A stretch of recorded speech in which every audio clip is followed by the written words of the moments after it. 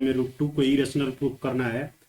सबसे हम पहले क्या करेंगे कि रूट 2 को रेशनल ले लेंगे। तो हमने यहाँ पे एज्यूम कर लिया है कि let root 2 is a rational. अब जैसे आपने रेशनल ले लिया तो उसको आप तो पी बाई क्यू के फॉर्म में लिख सकते हैं।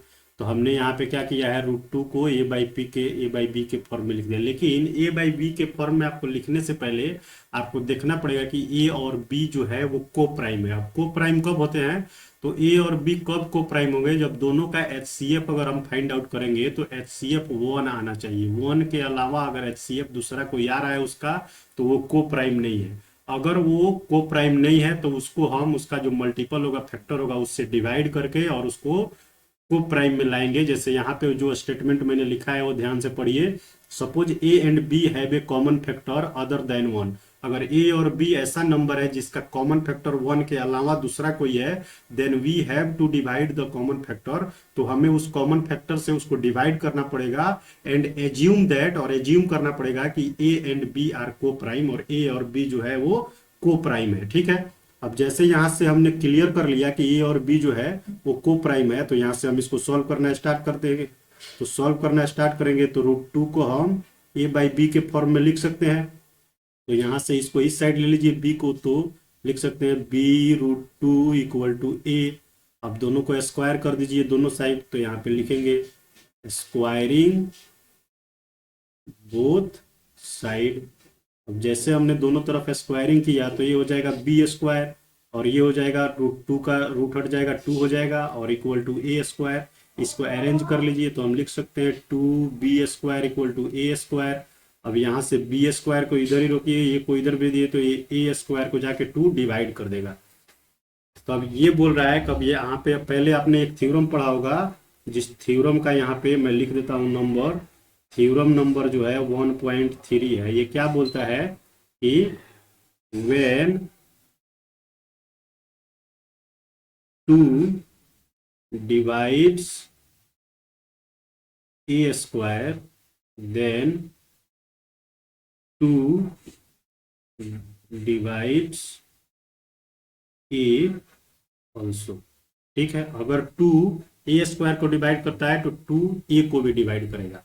अब जैसे यहाँ पे आपने ये देख लिया तो आप यहाँ पे एज्यूम कर लीजिए एक और चीज। अब ए को यहाँ पे ले लीजिए 2c, यहाँ पे हम लेट कर रहे हैं। अब ए को जैसे हम 2c ले रहे हैं तो यहाँ पे वैल्यू आप उसको उस वैल्यू को आप पुट कर दीजिए यहाँ पे। इक्वेशन नंबर जो है यहाँ पे 1 दे देता हूँ इक्वेशन नंबर 1 में। तो उसका वैल्यू अगर इक्वेशन नंबर 1 में हम पुट करेंगे तो क्या हो जाएगा, 2b² इक्वल टू ए के जगह पे हमें 2c रखना है, तो वहाँ पे ए स्क्वायर है तो 2c का स्क्वायर हो जाएगा। ठीक है। अब जैसे 2b² हो गया तो यहाँ पे इसका स्क्वायर हो गया तो 2 का स्क्वायर 4 हो जाएगा, और c का c स्क्वायर होगा, और 2 से यहाँ पे कैंसिल आउट करेंगे तो ये 2 हो जाएगा। तो क्या आ गया, b² इक्वल टू 2c²। अब देखिए यहाँ से c² को इधर ही रोक लीजिए तो क्या हो जाएगा, b² divide by 2 equal to c²। तो अब यहाँ पे आप फिर थ्योरम लगाइएगा। थ्योरम थ्योरम जो है 1.3 क्या बोलता है कि इफ 2 डिवाइड्स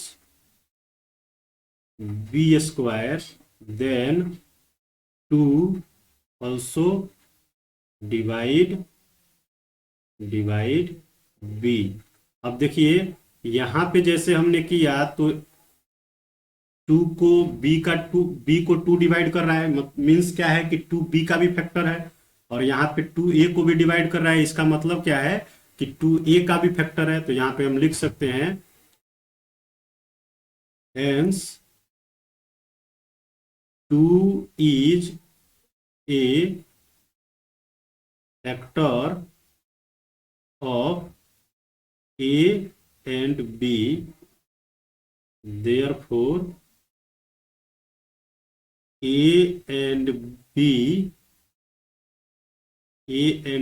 सॉरी यहाँ से b लेके यहाँ पे लिख देता हूँ, a and b are not coprime. तो हमें पता चल गया कि a और b का प्राइम फैक्टर जो है हमने जब किया तो 2 एक दूसरा फैक्टर निकल के गया, जबकि को प्राइम अगर रहता तो उसका फैक्टर 1 रहता, 2 नहीं रहता। तो हमारा ए और बी को प्राइम नहीं है, तो इसलिए इसका मतलब जो हमने शुरू में एज्यूम किया था कि रूट 2 एक रेशनल नंबर है, तो वो रेशनल नंबर नहीं है, इरेशनल है। तो यहाँ पे लिखेंगे सो आवर आवर